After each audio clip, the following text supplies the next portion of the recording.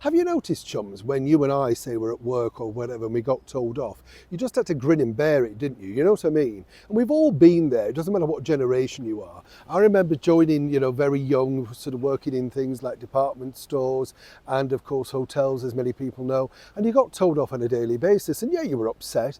But really, you did sort of think, well, you're a bit of a cloth edge. You should have known that or whatever. And it's called learning curve, isn't it? Don't sort of do things wrong once, hopefully not twice, and 3 times you were fired. Am I right? Absolutely, because that was the game. Now there was none of this like go off into a room for a mental health sit down or anything. You just got on with it or faced the bullet. The world we live in now is totally namby-pamby. I mean, I just kind of don't understand it. A friend of mine works at one of the big tech spaces, and they have these pods where people can sit in if they feel like the world's against them. I mean, I could travel round in one of those, couldn't you? You just buckle up and get on with it. That's my motto. Here's where it gets interesting, right? This particular man, Jonathan Reynolds, yes, the business secretary. Well, guess what? Well, you won't believe this. Let me explain.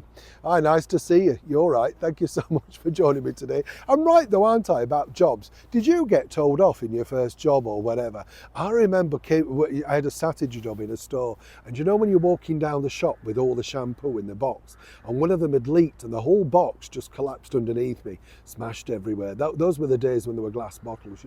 You're mortified, aren't you? Mortified because of the stock that you've broken, mortified that everybody's looking at you, and it's all over the floor. So now you've got to mop it up as well, and then you're going to get and I'll politely phrase this nicely, a telling off from the boss. But that you check the box next time, don't you? You see what I mean? And this is the problem with the lunatics that are now running the government. Jonathan Reynolds has openly lied about being a solicitor numerous times. Whichever way, that lunatic as well, Lisa Nandy, claiming, oh no, she didn't think he'd done anything wrong. And it's a little bit like Jackie Smith, Dame Jackie Smith, trying to defend, of course, the fragrant liar, also Rachel Reeves. Oh, judge her about what she's going to do. Well, she's wrecking the economy, so we've judged her. We've decided she's useless.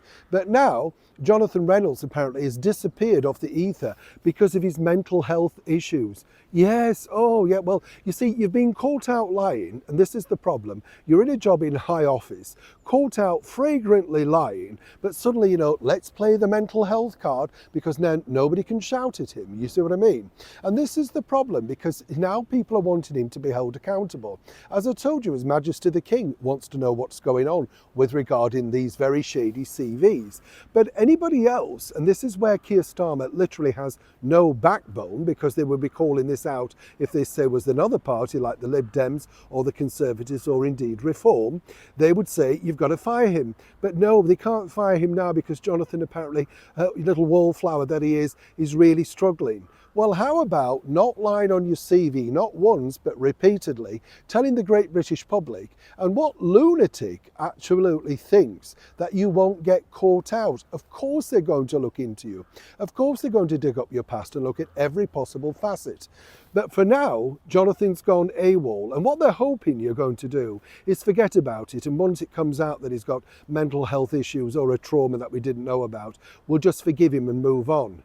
Now, more importantly, as the economy plummets and your cost of living rises and you're freezing in your homes, are you genuinely going to forgive this man? I mean, really? I'd love to know what you think to this particular breaking story in the comments below. Neil Sean in the very heart of London.